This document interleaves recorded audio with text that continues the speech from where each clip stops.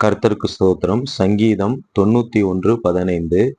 அவன் என்னை நோக்கி கூப்பிடுவான், நான் அவனுக்கு மறு உத்தரவு அருளிச் செய்வேன். ஆபத்தில் நானே அவனோடு இருந்து அவனை தப்புவித்து அவனை கனப்படுத்துவேன்.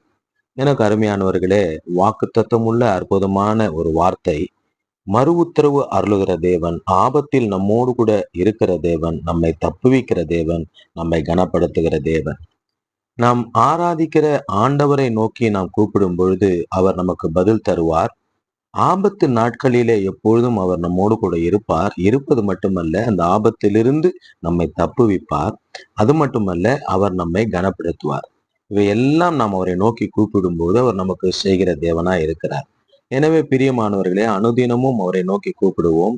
நிச்சயமாகவே நம்முடைய கூப்பிடுதலுக்கு அவர் பதில் தந்து, ஆபத்தான சூழ்நிலையில அவர் நம்மோடு கூட இருந்து நம்மை தப்புவித்து நமக்கு இருக்கிற எல்லா கனவீனங்களையும் நீக்கி நம்மை கனப்படுத்துவார்.